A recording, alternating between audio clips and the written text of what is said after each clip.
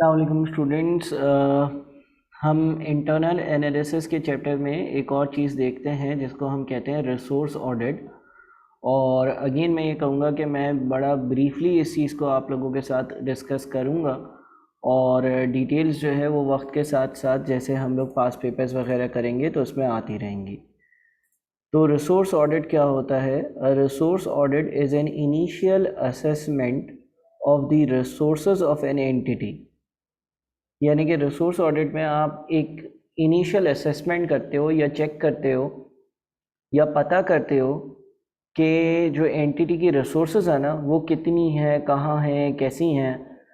Which means कि resource audit एक audit का क्या मतलब होता है? ऑडिट का मतलब होता है check and balance. Resource audit का मतलब ये हो गया कि एक ऑर्गेनाइजेशन या इदारे के पास जो रिसोर्सेज हैं उसका चेक एंड बैलेंस करना कि उसके पास कितनी रिसोर्सेज हैं। It is carried out to establish. क्यों हम रिसोर्स ऑडिट करते हैं? Number one, what resources there are. इदारे के पास क्या क्या रिसोर्सेज हैं।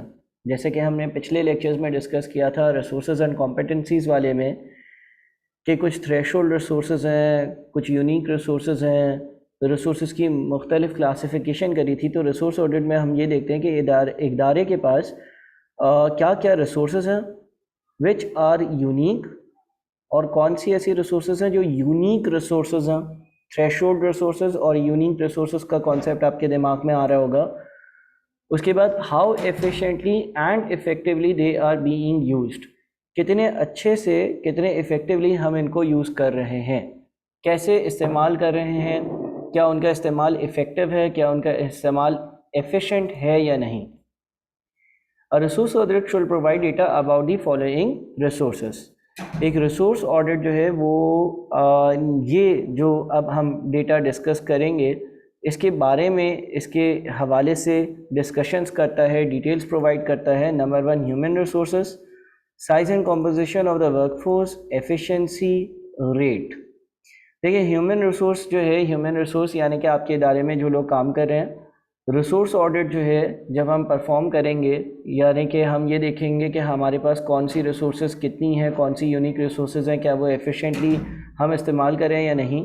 तो उसमें सबसे पहले हम ह्यूमन रिसोर्सेज को देखेंगे और ह्यूमन रिसोर्सेज में हम ये देखेंगे कि size and composition of the workforce क्या है, कितने हमारे पास वर्कर्स हैं, उनकी कॉम्पोजिशन क्या है, स्किल्ड कितने हैं, अनस्किल्ड कितने हैं।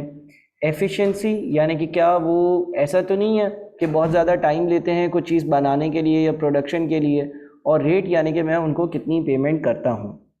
ह्यूमन रिसोर्सेज मेरी एक रिसोर्स है जिसके बारे में मैं ये सारे सवालात मालूम करता हूँ, उनके जवाबात कि भाई क्या मेरे लोग सही काम करें या नहीं, एफिशिएंट हैं, उनको जो मैं रेट दे रहा हूँ वो मार्केट कॉम्पिटिटिव है, उससे कम है या उससे ज़्यादा है, कितने लोग हैं मेरे पास और उसमें स्किल्ड अनस्किल्ड कितने हैं।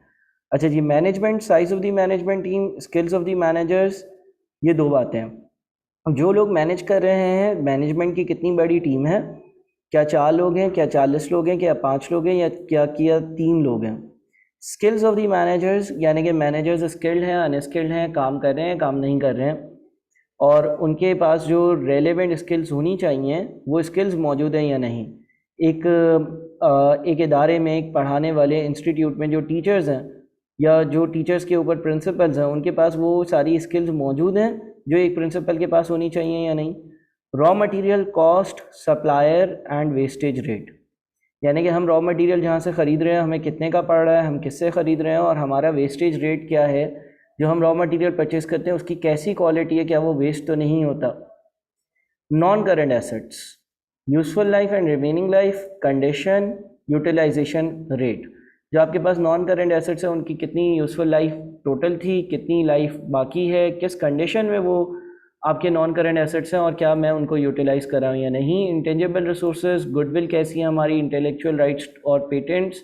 मोटिवेशन ऑफ वर्कफोर्स, क्या वर्कफोर्स मोटिवेटेड है या नहीं, क्या हमारी मार्केट में रेपुटेशन है या नहीं, क्या हमारे पास किसी प्रोडक्ट के कोई स्पेसिफिक राइट्स हैं कि हम ही उसको प्रोड्यूस कर सकते हैं या नहीं। Financial resources, sources of new capital, current capital and working capital management. हमारे पास क्या आगे कोई फंडिंग चाहिए होगी तो उसके लिए हमारे पास डेट और इक्विटी में हम आराम से फंड्स रेज कर सकेंगे या नहीं। करंटली हमारे पास कितना डेट है और कितना कैपिटल है, और हमारे जो वर्किंग कैपिटल है वो हम किस तरह से मैनेज कर रहे हैं। वर्किंग कैपिटल मैनेजमेंट एक सेपरेट चैप्टर भी है, और जनरली आप अगर ACCA या CA करते हैं तो वर्किंग कैपिटल की मैनेजमेंट जो है उसके बारे में बहुत ज़्यादा एम्फेसिस देकर और चीज़ें समझाई जाती हैं। इंटरनल कंट्रोल्स एक इदारे के कैसे हैं, एसेट्स के ऊपर कंट्रोल है या नहीं, कोई चोरी तो नहीं करेगा, फिजिकल कंट्रोल है या नहीं, एक्सीडेंटल कंट्रोल है या नहीं, कहीं आग लग गई तो ऐसा तो नहीं है कि एसेट्स जल जाएंगे।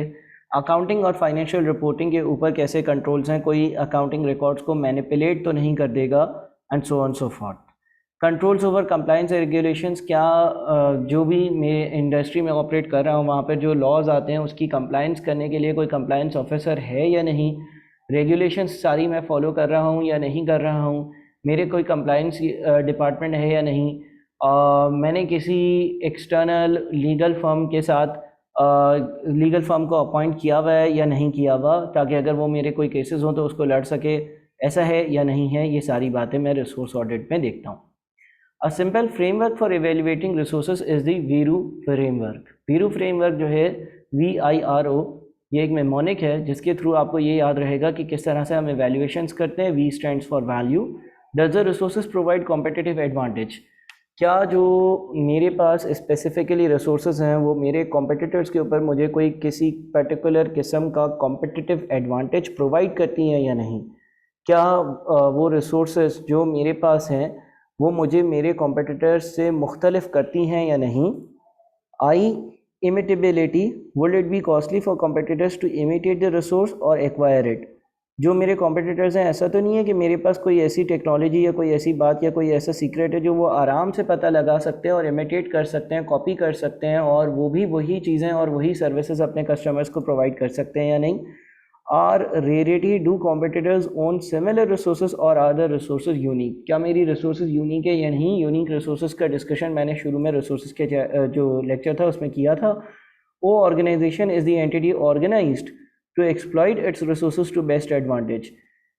अगर एक इदारे के पास सारी रिसोर्सेज हैं लेकिन वो इदारा उस शक्ल में ही नहीं है कि उन रिसोर्सेज का इस्तेमाल कर सकें, तो रिसोर्सेज को रखना भी फजूल होगा। फॉर एग्ज़ाम्पल, आपके पास एक बहुत अच्छा मोबाइल फ़ोन है, आपने 1.5-2 लाख का मोबाइल फ़ोन रखा हुआ है, लेकिन वो चलाना ही आपको नहीं आता, तो आपके लिए फजूल होगा। फॉर एग्ज़ाम्पल, आपके पास कोई एक ऐसी डिवाइस है जो 1.5-2-3 लाख की और बहुत सारे उसमें फ़ीचर्स हैं, लेकिन वो आपको इस्तेमाल करना ही नहीं आती, तो वो डिवाइस आपके लिए फजूल होगी। इसी तरह से एक इदारे के पास अगर सारी रिसोर्सेज हैं लेकिन एंटिटी इस तरह से ऑर्गेनाइज नहीं है कि उन रिसोर्सेज को इस्तेमाल कर सकें, तो उस रिसोर्स का रखना एंटिटी के लिए फजूल होगा।